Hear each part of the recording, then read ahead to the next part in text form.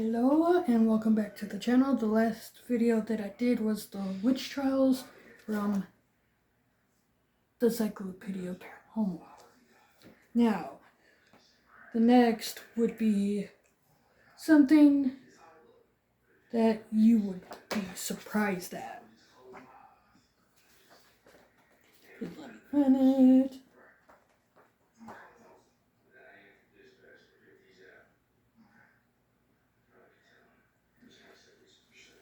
Okay, that would be the power of curses. Sorry, this is my kitty. Her name is Daisy. Curse of the Boy King. You probably heard of the Curse of Tutankhamun. That would be correct. Because I love how, that curse is. But also finding out that it's you don't fuck with ancient magic from anything. I'll explain after. Perhaps the most infamous curse of all was the one that protected the tomb of King Tutankhamun. When Egyptologist Howard Carter discovered the tomb in 1922. It was the culmination of a career spent soaring the desert for riches. The honor of opening the inner door revealed the treasure of the king in all their splendor. Fell to Lord Carnarvon, financier of the expedition, on 17th of February 1923.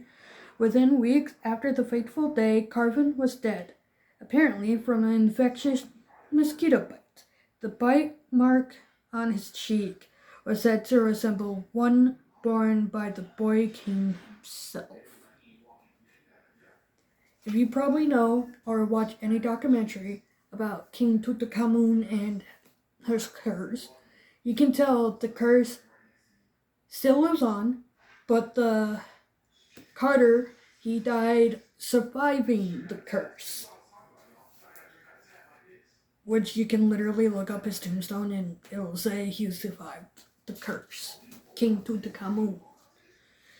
When Carnarvon died, the lights in Cairo flickered and failed. While miles away at home, his dog fell into a fit and passed away. Tales of other expedition members dying suddenly abounded. Even the pilots who took the royal artifacts as cargo on their planes apparently met unexpected deaths. For several years, the string of ill fortune continued as museum curators associated with the expedition of Tutankhamun's treasure keeled over. The curse that protected the tomb was written in hieroglyphics on clay tablets. When deciphered, it read, "Death will slay with its wings whoever disturbs the peace of the pharaoh." Yet despite careful cataloging of the basically noting every single thing that was in the tomb of all the tomb's content, the dire warning has vanished. Perhaps it never existed in the first place, being the product of some sun-affected imagination. However, there's another explanation. Carter may well have hidden the tablet bearing the curse to prevent a walkout by superstitious local workers, on whom he was latent for his work. Psychics have poured cornstarch scorn over the cursed claims, pointing out that mosquito bites were and still are frequent fatal. They said that the lights in Cairo often black out and that the story of the death of Carnarvon's dog is only anecdotal. Most has recently been made of the theory that the tomb contained lethal spores that afflicted those who went inside, giving weight to the skeptic arguments. Yet when Carter died a decade later, it was from natural causes. The debate on the curse continues. Unluckiest of all, of course, was King Tutankhamun himself, who died when he was still a teenager, between age 17 to 19. That's the age range where he died. He was a teenager, young adult at that point. History curses. Belief in curses stretch back into the mists of time.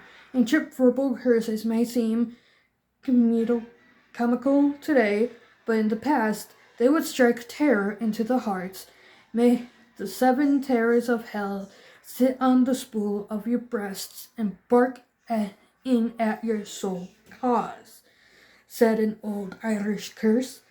Should have stones and not children, according to a Yiddish one.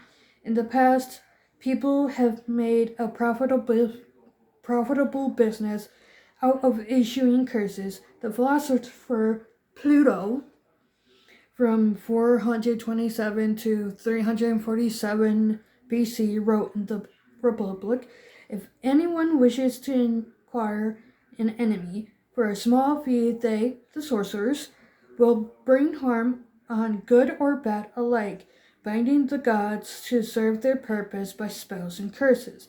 Curses are common in biblical themes, perhaps the most famous being issued by God against Adam and Eve in the Garden of Eden. Yeah.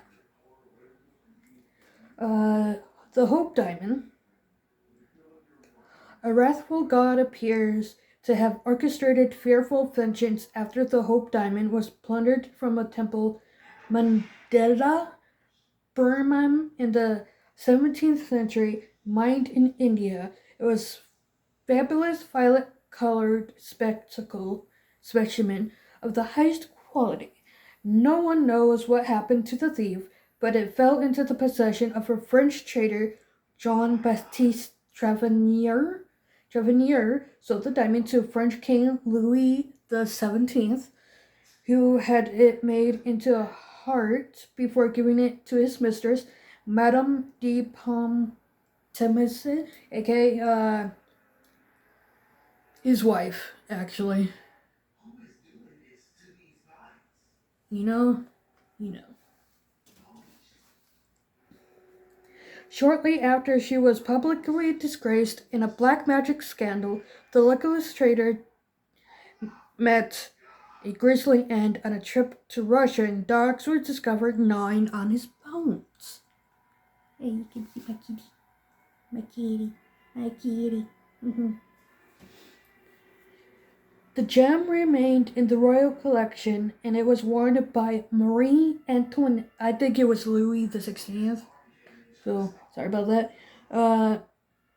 The gem remained in the royal collection, and it was worn by Marie Antoinette before she was beheaded in the French Revolution. In the chaos that enveloped Paris, it was stolen, and its whereabouts were unknown for some 3 decades. Could it be that the curse of the Hope Diamond had finally lost its power? But it turned up into a museum and behind fairy glass. Not fairy, but glass. And I hope they are like blessing the object, because the curse could be dangerous. Lives destroyed. The diamond turned up in 1830s in the possession of Dutch diamond cutter Wilhelm Fals. Its exquisite beauty bewitched his son Henrik, and the hapless boy unfortunately committed suicide. The dangerous gem was then brought by the banker Henry Philip Hope, who gave it his name but suffered no harm from it. Afterwards, though, the curse appears to have gained some momentum. It was bequeathed to a relative, Lord Francis Hope, whose marriage collapsed. By 1904, a certain Jacques Collet was the owner until he lost his mind and committed suicide. Russian nobleman Prince Khmelnytsky presented it to his lover, whom he later shot and killed before being plunged to death himself. Diamond dealer Habit Bey drowned in the and Greek merchant Simon Matheras plunged to his death with his wife and children when their horse and carriage went over the cliff. The Hope Diamond then went to the Ottoman ruler Abdul Hamid Hamid III. Shortly before an uprising usurped the Sultan, his favorite wife, often seen wearing the jewel, was stabbed to death. Damn, that's cruel. The last revenge of the Hope Diamond. The last ill-fated owner was wealthy Evelyn Walsh McLean.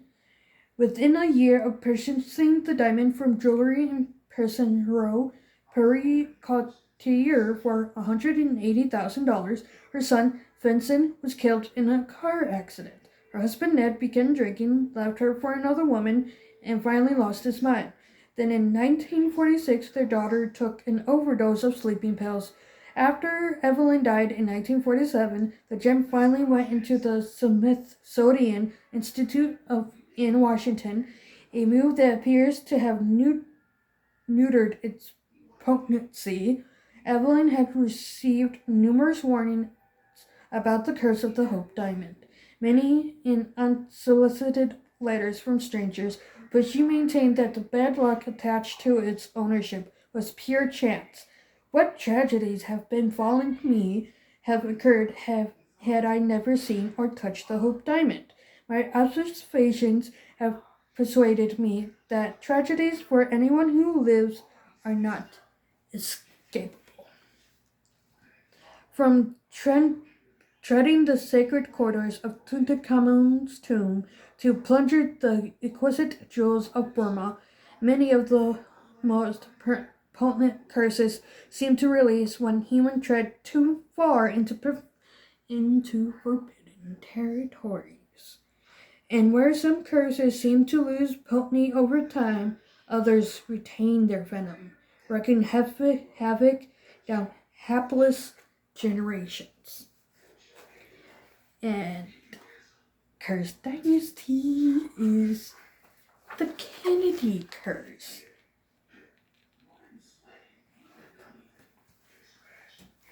The Kennedy curse.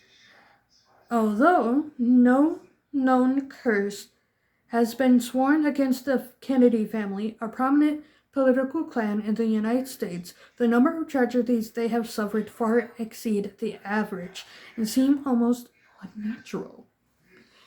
Yeah, very, very unnatural. For Joe Kennedy, the adage that money can't buy happiness must have left a sour taste. A multimillionaire by the age of 30 and the father of 9 children, Joe appeared to have the Midas touch. But although he and his wife Rose lived long, comfortable lives, their children were famously ill-starred. In 1944, their eldest son, also called Joe, died aged 29 when the bomber aircraft he was piloting exploded above the English Channel. He was fighting the Second World War, a war which Joe Sr. had publicly advised the U.S. against joining. His son's body was never found, which is very shocking, and I wish they could have found the airplane and the body and put Joe Jr.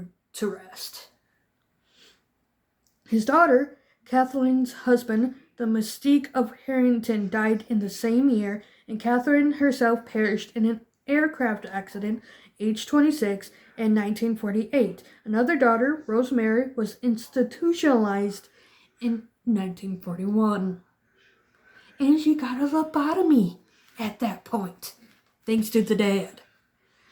In 1960, the second son, John Fitzgerald Kennedy, became the 35th president of the U.S., fulfilling Joe Sr.'s dearest ambitions.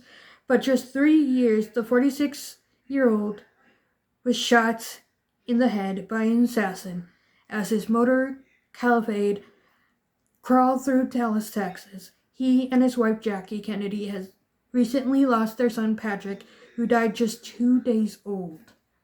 If anyone who was in the 60s, like my mom, because she was born near the end of the 50s, she was young when John F. Kennedy was killed. And I did ask her about it, and she did hear about it, and she also heard about Martin Luther King Jr., who was also assassinated a few years after John F. Kennedy. Shocking. Now, the political atmosphere of the grieving. Joe Kennedy laid his son Robert, but within 5 years he also died, killed in the Los Angeles while campaigning for presidency. Robert Kennedy is John F. Kennedy's brother, so yeah, seeing that Joe Kennedy Sr. is losing his children one by one. My God.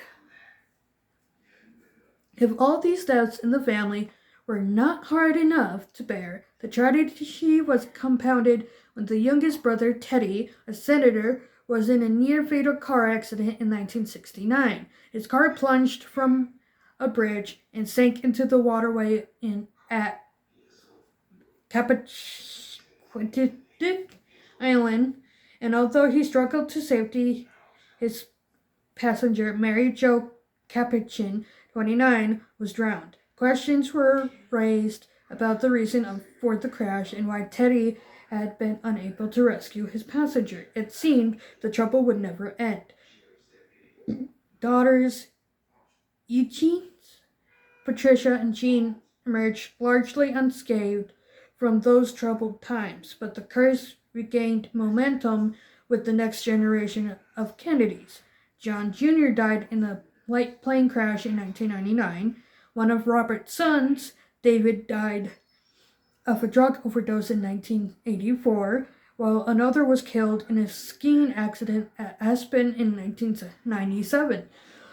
Meanwhile, Teddy Jr., son of Edward, was struck down with cancer and had to have a leg amputated. Joe Kennedy Sr. saw only a portion of the disasters the fate had in store for his family.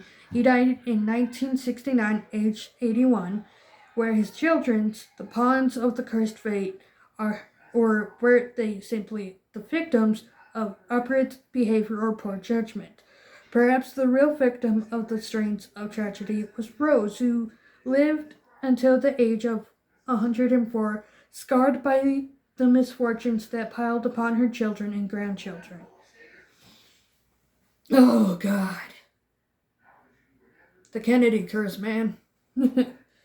The Monaco misfortune. The royal family that rules the small principle of Monaco has often hit the headlines through a succession of calamities. In 1956, a union between Morocco's Prince Rainier III and Hollywood film beauty Grace Kelly seemed to augur well for the dynasty. Together they had 3 children and were the picture of happiness. Unfortunately, all that ended in 1982 when a car driven by Princess Grace with her daughter Stephanie, a passenger, plunged down a cliff. Grace was immediately killed, just aged 52, while 17-year-old Stephanie suffered neck injuries and was emotionally scarred. After the tragic incident, the ties that bond the close-knit family began to unravel. Stephanie had a succession of doomed relationships. She even ran away with the circus in pursuit of love. Her sister Caroline's first marriage ended after 2 turbulent years, and she eventually found happiness with Italian businessman Stefano Casorai and had 3 children, but they were still infants at the time of Stefano's tragic death in a powerboat crash in 1990. Prince Albert II of Monaco had inherited the throne when Prince Rainier died in 2005. Took many years to marry and produce an heir-only marriage at the age of 53 in 2011. Perhaps he was mindful of the curse reputedly laid upon the family when one of his ancestors, Prince Rainier I, was kidnapped and raped a witch. Her revenge was to curse the family with the words, "Never will a Grimaldi find true happiness in marriage." Okay, that was sick.